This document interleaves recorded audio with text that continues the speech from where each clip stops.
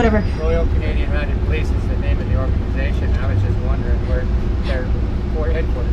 Yeah, I don't know where the headquarters is, but I know a lot of them do study. It's in Kingston. That's where they kind of get their military training, in Kingston, Ontario, which is about 2.5, maybe 3 hours up north, depending on traffic. Thank you. No worries. Also coming up on our left. Sorry, I was confused my right and my left. You're also going to see the Church of the Redeemer. Church of the Redeemer. It was built in 1871. It's one of the first churches in Canada to advocate for same-sex marriage. As a matter of fact, the first same-sex wedding was held at the Church of the Redeemer. You also too might want to get your cameras ready. We're going to be turning right on Bloor Street. You're going to see the Michael E. Chin Crystal. Michael E. Chin Crystal, it's very famous. So as you can see, 25% of its exterior is made out of glass and 75% is made out of aluminum foil. It was originally supposed to be completely made out of glass, but inside is the Royal Ontario Museum, and the curators inside were worried that all the glass would allow a lot of heat in, and it would destroy a lot of the artifacts, so then there was aluminum on it. Also, if you want to go to the Royal Ontario Museum, that's the entrance you're going to want to go through. I'll tell you a little bit more about the museum later on in the tour. But in the meantime, let's talk about Varsity Arena, which is coming up on our left. Now, Varsity Arena is home to the Varsity Blues, which is the athletic team for the University of Toronto. It's a 5,000-seat stadium with a state-of-the-art track and field. It's also hosts some great athletic competitions. Here was also the Pan Am Games, if anyone knows what the Pan Am Games is. It's basically like the Olympics, with the exception that all the competing teams are from the Americas, meaning North America, Central America, South America, and the Caribbean. So Toronto hosted the Pan Am Games back in 2015. It's also hosted a lot of other great track and field events. One of them brought the fastest man in the world, raining from Jamaica, Mr. Usain Bolt. He competed there for one of their events, and obviously won. He is, after all, the fastest man in the world. Also on our right through these trees, you'll see this big red building. It's actually the Gooderham Mansion.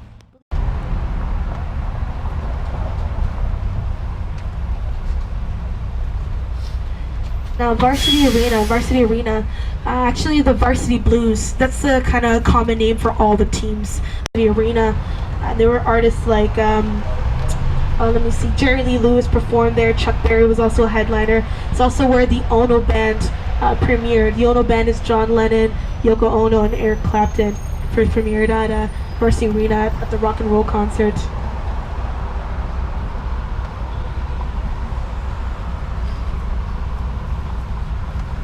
We'll also too later on in the tour talk about the Baddest Shoe Museum, which is coming up on our left, the Baddest Shoe Museum.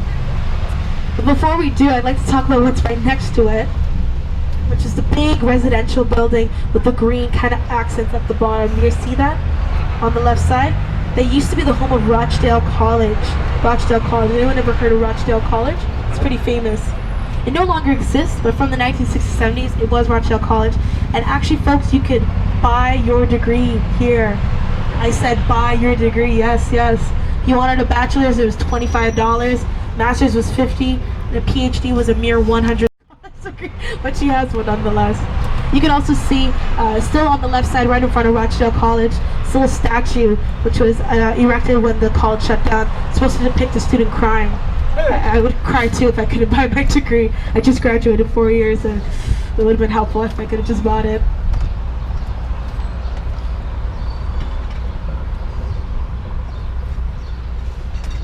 Also coming up too, I was going to talk about this later on, but we can talk about it now. You see this big, still on the left side, this big brown building on the left side. It's actually the University of Toronto schools.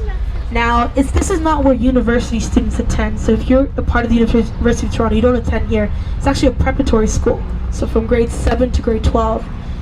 It's very competitive to get in. You only have a 25% chance of getting in to the University of Toronto school, and you have to pass, oh my gosh, so many really competitive written exams, oral exams, etc. But what really...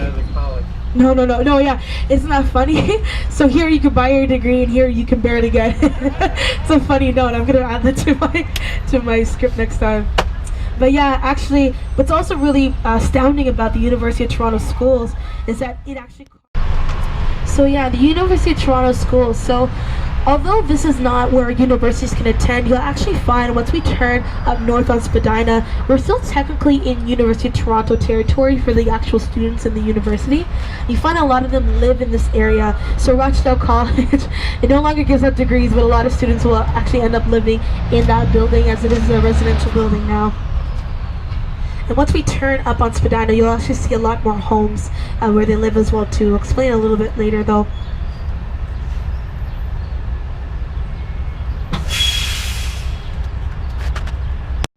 So, alrighty, we made it, folks. Thank you so much for your patience. We really appreciate it. As we turn north on Spadina, we're actually also entering the neighborhood of the Annex. Now, it began as a community in the 1870s and quickly became one of Toronto's elite neighborhoods. Now, many of the homes were designed by a man named E.J. Lennox. You're going to hear me talking about E.J. Lennox very often. He's often referred to as the architect of Toronto, as he not only designed a lot of the homes, especially in this area, but a lot of the big buildings like Casa Loma. Casa Loma is going to be coming up very soon. I'll talk about this area more though, because that's a bit of a ways away. So yeah, as you can look around, especially on the right side, you can see some of the houses. They're absolutely humongous. They're Victorian and Edwardian style, and a lot of these homes were built between 1886 to 1910. Now remember, I said a lot of university students live in this area. No, they don't own these big homes by themselves. Rather, people will often buy the homes and subsidize them into small apartments. As a matter of fact, some of these houses are so big that you can fit up to 10 students in these homes. So you're definitely making a lot of money or bang for your buck, absolutely. Also too, you'll find a lot of professors from University of Toronto live in this area as well too, adding to the idea of this being a very intellectual and affluent neighborhood or section in the city. If you don't care about professors and you don't care about students, there's also a lot of famous people who either live here or have lived here. Some notable people include Mike Myers, who's Austin Powers. Mike Myers. I know David Suzuki, who's an environmentalist, owns a home in this area. And at some point in time, Meghan Markle lived in the Annex in this area. I don't know where, but I'll do some more snooping and maybe she lived close by. I can point it out. So yeah, we were talking about Castle on the Hill, Casa Loma, and once we pass these trees, you're actually going to get your first glimpse of the castle coming up ahead of us on the left. Casa Loma, there we go, Castle on the Hill, or Toronto's castle. Now, that's also going to be stop number 7 for Casa Loma. I can't remember who wanted to get off. I think it was you. Yeah. So if you want to get off all the way here, that's totally fine. But if you want to go back in that area, stick with us a little. You saw how quick it was, so we'll zoom right back to Bloor Street. Also too, so Casa Loma, you're more than welcome absolutely to go inside and see the beautiful castle. But keep in mind, it does close at 4 p.m. The last tour is at 4 p.m. So I think it is closed by now. Yeah, it is closed, so you might want to check it out for tomorrow. Plan your day around it. We're also coming up to a bridge, so please remember to remain seated, keep everything inside, and please do not touch the roof. It's kind of spiky, so please be careful. We're good to go.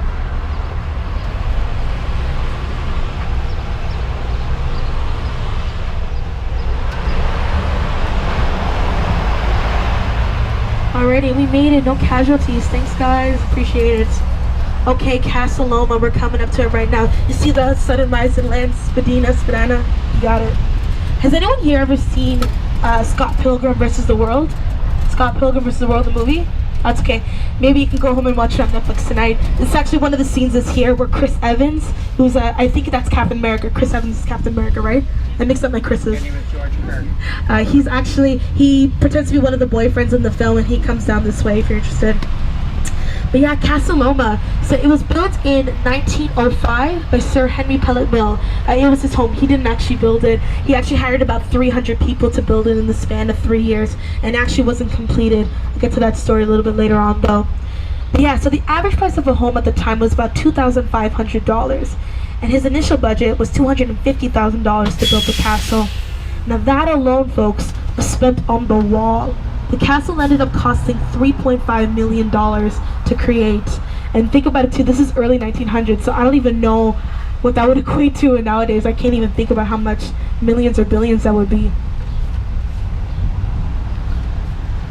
So yeah, Casa Loma, it's also known as the house with 100 rooms. but actually it has 98 rooms. So if someone says that, tell them no. Kiki said 98 rooms. Of those 98 rooms, there's 30 washrooms, 22 fireplaces, 2 secret passageways, and 5.5 acres of land. Most of the land is used for gardens, though, which is really nice, especially in the summer. They grow their own foods. But yeah, back to the wall, though. I'll talk a little bit more about that. The reason why it cost so much money is actually because Sir Henry Pellet was a very generous man. So it was actually built by the citizens of Toronto. He paid each person $1 per stone that they brought up to the wall and added to the wall, which is about $25 today. He wasn't cheap. $1 was really good back in the day. Actually, a little story about one of the famous stones. Don't worry, I pointed out to you. It's a white stone. Legend goes that there's this white stone, and it was brought up to the castle by a young boy. Now, he brought it up to the guards, and because it wasn't brown like the rest of the stones, as you see, the guards turned it away. Now, when the boy told this to Sir Henry Pellet, he not only got his $25, but Sir Henry Pellet also placed the white stone right smack in the middle in the entrance, so everyone would see that white stone. It took me forever to find it, so don't worry, I'm not cruel. I'm going to point it out exactly for you. It's going to be coming up soon on our right. I'll also too, there's no request on top, but we'll see if anyone wants to get on too. But I'll also tell you a little bit more about Sir Henry Pellet and his unfortunate fate. It's not a happy story, sorry folks. If you look on the right though, you see the white stone. Yeah, the white stone. So that was the old entranceway when Sir Henry Pellet lived there. If you wanted to actually go up the castle, there's some folks running. We'll wait for you, don't worry. Where they're running, that's where you're going to want to walk up. Walk straight up the hill and make a right and we're good to go. Oh yeah, there's also a lot of folks running so they don't have to run. We are going to make a quick pit stop here. Hi everyone, hello, hello. You said that each person that put in a stone was given $1. No, per stone. So if you brought like Oh, okay. 2 stones, you got $2, 3 stones, etc. And you said that each stone, $1 then would be $25 now. 25 times 33.5 million would give you about $92 million. It's crazy. Crazy. But he was a generous man. We'll talk more about that.